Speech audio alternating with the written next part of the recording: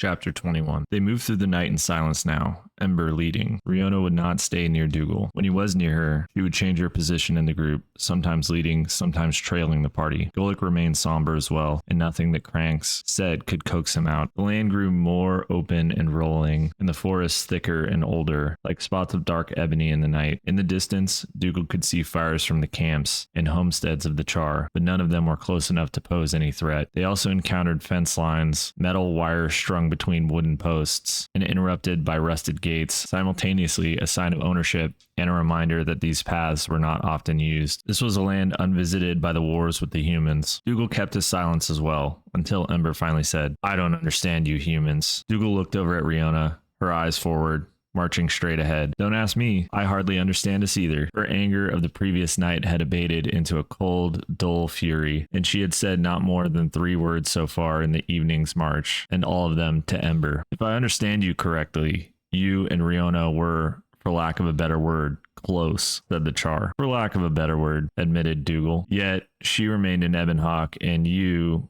left." Ember skirted around the question of desertion. "And you and another friend became close as well?" "More than close," said Dougal. "We were married. We wanted to spend the rest of our lives together." "And so you did, at least in her case," said Ember, thinking it through but shaking her head. "What bothers me is that Riona was unfazed by the description of her friends being slain, even when you had to admit slaying one of your companions to end his suffering. But when you admitted that one of them was your wife, then she got angry." Dougal looked at Ember's shadowed form in the darkness. The Char seemed honestly curious. "Human relationships are hard to explain to other races," Ember sorted. "Oh, I understand. Char relationships have all that stage drama as well. We on occasion made for life, though our relationships are usually more casual, and we have more than our share of jealousies, rivalries, expectations, and disappointment. Lovers come together, break apart, come together years later. We recognize families, though our children enter the furor of one of their parents' legions once they have been weaned. There we learn how to fight alongside others and form bonds stronger than family or affection. But you had been apart over 6 years. Surely she could not expect you to be some sort of celibate." "Our relationship was complicated," said Dougal, "and more than a little undefined," he reminded himself. They had sparred and argued and made up several times before the memorable night when they had decided to leave Ebonhawk, and after they had left the city, Vala had been supportive and caring, more so than she had been earlier. Was there,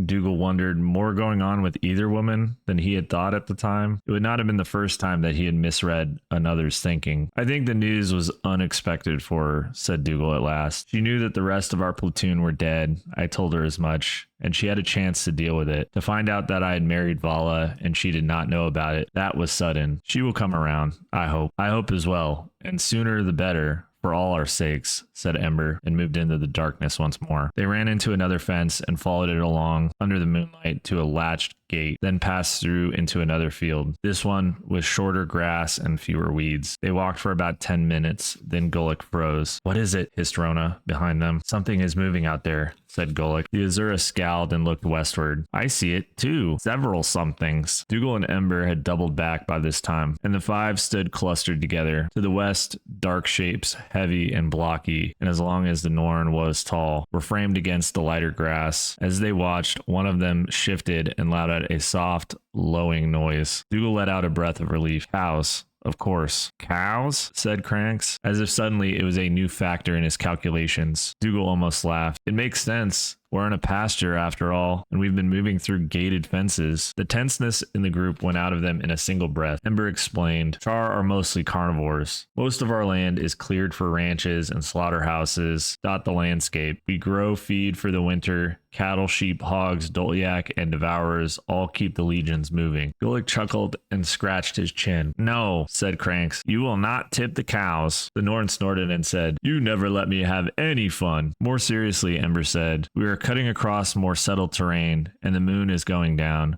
We should find a safe haven and rest for the night." In the end, they found a feed barn, one used to shelter and supply the herds in the winter months, but for the moment open-sided and disused. They would not risk a fire, but the remains of the last season's straw felt as good as the best bed in Lion's Ark. "Ember," Dougal said, "when we first met, you mocked my story of the faux fire. Now's your chance. Tell us the truth about the faux fire." The Char snorted. "You don't need truth. You have your own lies. You don't need mine. The more lies, the better, said Dougal. Riona raised an eyebrow at Dougal, the friendliest gesture she had made in the last 24 hours. Are you saying that the legends of our heroes are nothing more than lies, Dougal Keen? The last time I went to Ascalon City, I only knew one version of what happened with the faux fire, Dougal explained. I didn't talk to any Char about it, so, he said, speaking now to Ember, I want to know what you know. Ember snorted through her snout and ground her teeth as she thought about this. All right, she said. I will tell it as I know it, but I will refuse to mute any part of it for your ears. The rest of the group nodded. The invasion of Ascalon City was supposed to be the moment of our greatest triumph, said the Char. Conquering it would have eliminated the last outpost of human resistance in the region and heralded the end of the Ascalon insurrection. Other than Ebonhawk, you mean, said Riona. Ember held up a hand.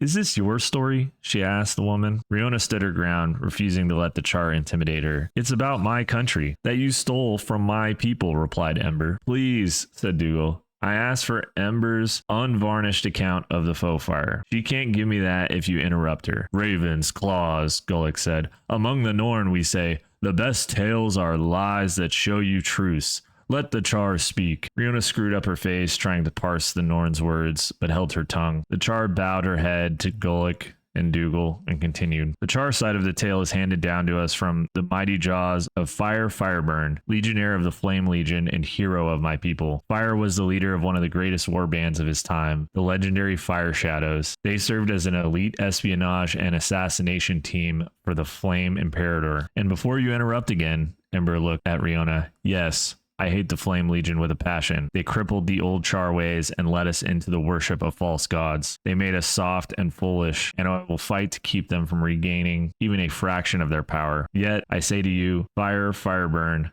of the Flame Legion was a hero, and so you will understand why if you let me continue. As the Flame Legion surrounded Ascalon for one final assault on the city's walls, the Legion's Imperator called the Fire Shadows to him and ordered them to sneak into the city and assassinate King Adalbern. He believed that this would decapitate the Ascalonian forces, and in their despair, they would be unable to mount a viable defense against the Char attack. What was the Imperator's name? Asked Dougal. Ember fixed him with a stony glare. I'm not objecting to you. I'm just dying to know, clarified. The human tales never mention his name, other than the Imperator of the Flame Legion. Ember nodded. I do not know. After his disgrace, his name was stricken from our records. Bears tears, that's cold, muttered Gulick. It is our way. He waited for a moment. May I continue? Silence and polite nods from the others. Ember resumed. Fire and his war band of assassins scaled the city's walls that night and worked their way to the king's private chambers. They killed many guards along the way, silently dispatching them by sword and by spell. When they made it to the king's private chambers, they found it empty. They thought they had missed the hated sorcerer king, that perhaps he had learned of their mission and even set a trap for them. They had arrived in the middle of the night after all, and he was not there. The Fire Shadows searched the royal quarters. That was when one Char stumbled upon the body of a human lying under a table in the king's private bedchamber. Fire turned the human over as he did. The human let out a deep breath and his expression flickered back to life. This human had a knife driven into his chest, but he still had enough breath in him to speak. Who planted the blade in his chest? Asked Riona. A Char? Ember glowered at the new interruption. Rather than to rise to Riona's bait, she simply replied, it was a human knife. The story goes. Had a Char done it, I would have not hesitated to say so. The dying human's name was Savion. He claimed to be the king's servant. It was clear even to Fire that he was no warrior. You must stop him, said Savion. The king is mad with grief and he plans to use great magic. He will kill us all. At this point, the servant choked on his own blood and nearly died. But one of the Fire Shadows tended to him, so that way he could finish what he had to say. The servant Savion opened his eyes again and spoke. When Adalbern saw the legions amassing outside of the city, he despaired. We dug in and tried to withstand the siege for as long as we could. When we saw the latest wave of Char arrive, we knew our final moment had come, that our time had finally run out. His Majesty told me, this is no longer a siege, Savion. This will become an assault. But if force of arms fail us, force of will shall not. Where swords may fail, sorcery may succeed. His Majesty bears on his hip the mighty blade, a relic of a now lost ore, and its city of the gods. This was the sword Magdare, twin to Sahathan, as your story said. He drew the sword and looked deep into its depths. The king said, I have long known that Magdare had other powers, remnants of the gods themselves. We Ascalonians may be doomed, but Ascalon will live on forever. The human looked at the char, his life breath leaving his body. He is in the throne room, said the servant, surrounded by his royal guard, and as many other soldiers as the walls can spare. He will unleash the power of his sacred sword Magdare. He means to kill all the char, but the price, the sacrifice. Savion closed his eyes, and the fire shadow healers could not do anything more for him. Fire took the counsel of his warband and made his decision. If the dying human spoke the truth, the entire legion was marching into a trap. The sorcerer king would be too well protected for them to reach him. They decided to abandon their mission and alert their imperator to the danger instead. When Fireburn and his warband returned to tell their imperator, who still bore the claw of Connor, mind you, and the loyalty of the legions, about the sorcerer king's plan, he refused to listen to him. We will breach the walls of the city tonight, the imperator said. It's a trap, argued Fire. One of our forces entered the city. This mad king will kill us all. The imperator spat on Fire and said, you must truly fear my wrath to come up with such ridiculous tales to distract me from your failure. I sent you in to kill a king, and you come back with a wild excuse. I do not accept such incompetence in the Flame Legion. Fire and his warband protested the imperator's accusation. They insisted that every word they had told him was the truth. They demanded that he halt the invasion until they could figure out how to deal with the new threat from the Sorcerer King. The Imperator refused to listen to Fire and his fellows, and he had them arrested. Because you have been faithful servants until this day, the Imperator said, I will not tear out your throats. Instead, he ordered that Fire and his fellows be bound hand and foot and tied to stakes placed on the viewing hill. I do not know what the humans call it, but it provided a clear line of sight to Ascalon City. The Imperator believed that punishment would be worse than death. You will witness triumph of your legion, and you will not be part of it. You will have to bear the shame until the days our gods bless you with death. Ravenspeak, said Gulick, despite himself. I thought the Char were godless. Cranks elbowed the Norn, irritated by the new interruption. That didn't happen until later, after Kala Scorchrazor destroyed the shaman caste, he said. Has living in the frozen mountains for so long broken your sense of time? Ember ignored them. After Fire and the others were staked out there according to the Imperator's wishes, they howled at the stars as the walls of Ascalon City finally crumbled under the Char assault. They had long hoped to see this day, but they feared the Imperator's hubris would ruin it all. Fire and his warband watched, unable to turn away. Soon after the gates fell, the Imperator stormed into the city's main square. Adalbern, the Sorcerer King, stood defiant on the parapet of his tallest tower with his magical sword in his hands. It burned with a fire that swirled around the blade as if it were alive. He shouted at the soldiers below as they fled before the Flame Legion's forces, some of them escaping through the holes the Char had made in the city walls. Retreat, the Sorcerer King shouted. Retreat is not an option. With the Flame Legion flooding into the city's defenses, Ascalon City had already been lost. The human soldiers ignored their king's complaint as their retreat transformed into a rout. The insane king raised his sword, a relic from the ancient land of Or, over his head and bellowed down at his men. We will never surrender. Never. Then he plunged his sword downward, and as it struck the stones beneath his feet, a gout of white fire shaped like a blade shot from the tower's roof, enveloping Adalbern. The tower collapsed then, its very stones unable to withstand the power of the foe fire. Adalbern rode the battered rock all the way down, disappearing in a cloud of shattered stones and dust. The mystic light from the foe fire burned without abatement. When the last stone of the tower stopped tumbling, the light intensified for an instant, then burst out and engulfed the entire city. The wave of destruction spread out from there, soon engulfing nearly all of Ascalon. The Char nearest the tower, the Imperator and his victorious guard, were immolated in a heartbeat, their fur igniting like tinder, and their flesh blasted by the unearthly flames. Yet what happened to the humans in the blast was infinitely worse. The air in Ascalon City rang with the choir of their screams. As the humans died in their track, their bodies were blasted into burning fragments. Their spirits remained standing. Their mortal forms were reduced to broken skeleton. Their souls remained, eternally bound to Ascalon. Only the Char close to the city were destroyed in the blast, but every human for leagues around was suddenly transformed into a ghost. This is why we call him the Sorcerer King. Ember nodded at Dougal and Riona. He worked a spell as great as the searing itself, and in a single blow denied the Flame Legion their ultimate victory and damned the humans of his own own land. Before the night ended, not a single body in Ascalon city still drew a breath. The foe fire that towered over the carnage remains to this day. Eventually, Fire managed to free himself, and then the other Char and his warband. Unbound, they slunk away from the disaster, determined to bring news of the atrocity to the rest of the Char. The Fire Shadows returned to the invasion staging grounds, the site of the Black Citadel today. When they delivered the news of the Flame Imperator's defeat at Ascalon City, few who heard the news could believe their ears. Everyone who met Fireburn and his warband,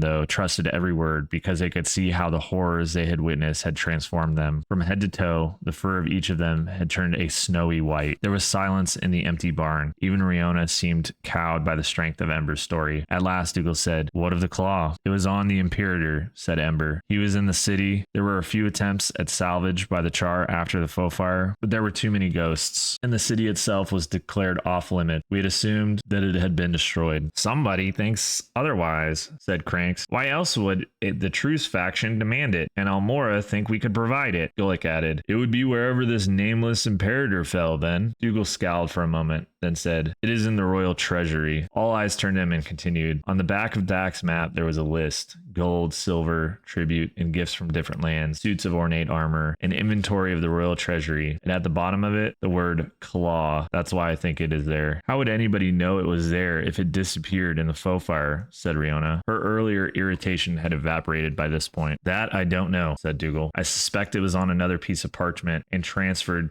to the map later. Perhaps by a group of salvagers that knew more legends than we did. If someone had uncovered the royal regalia of the treasury over the past 200 years, whether they were a Char or a human, we would have heard of it. As with the claw," said Riona. "As with the claw," agreed Dougal. "It is a tenuous link, but the most likely one." "Mysteries upon mysteries," yawned Gulick. "I know I have spent a hard night walking, and more in sight. Let us think more of this later, after a good sleep." Cranks volunteered for the first watch. Dougal offered to join him. Riona didn't say anything to him, but she was less frosty and more relaxed as she laid out her bedroll. The shock of the previous night had washed over her. Dougal decided that she had come to terms with it. That did not surprise him. If Riona was anything, she was resilient. Putting his back against one of the feed barn walls, Dougal pulled out his locket with Vala's cameo. It felt warm and reassuring in the darkness. Dougal removed the golem's eye as well and saw a warm red spark dancing in its heart. He wondered if he could use it to see the cameo. "Is that what I think it is?" Cranks was suddenly at his side. "How did you get your hands on a vintage ambient thaumaturgic construct like that? They don't enchant them like that anymore." Dougal wanted to hide the gem to keep it a secret, yet hadn't keeping secrets done nothing but hurt him and the others? Slowly he held it up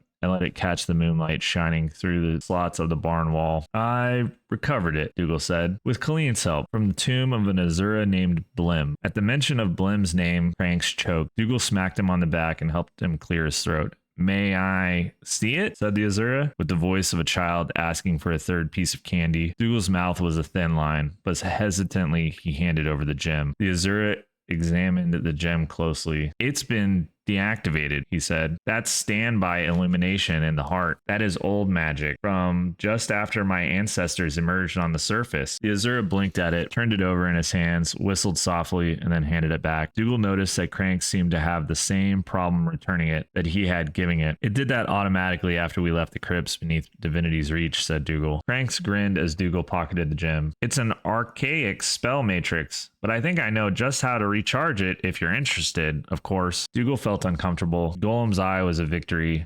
messy and bought at a high price, but a victory nonetheless. And should everything go south, it would bring a pretty gold piece in Lion's Arc, or even Radasum. And the sudden Arvice in Crank's eye reminded him of Clag. "I think we have other things to worry about," said Dougal. And to his surprise, the Azura did not argue or offer any retort. Instead, he just nodded and crossed to the far side of the barn and sat by the other entrance. Yet, through the rest of their watch, Dougal felt the Azura was watching him, not the outside world. And when, after a few uneventful hours, Ember and Gulick took their watch, Dougal shifted the gem to another pocket, buttoned it, and then slept on that side for the rest of the evening. It was almost morning when Dougal awoke, refreshed. His hand went into his pocket, but the gem was still there, and he cursed his own distrust. He looked around. Riona, Ember, and Cranks were all asleep, soft hay. Gulick was alone and awake by one of the barn doors. "Couldn't sleep?" Dougal asked. Dougal shook his head. "Normally I sleep like Bear herself, but sleep was a prey I could not catch this evening. Dougal sat down next to the Norn. Because of their difference in size, he felt like a child sitting with a parent. Thinking about Colleen? Gillick nodded. It's not your fault. Of course it is. If I had not charged into battle against that minion,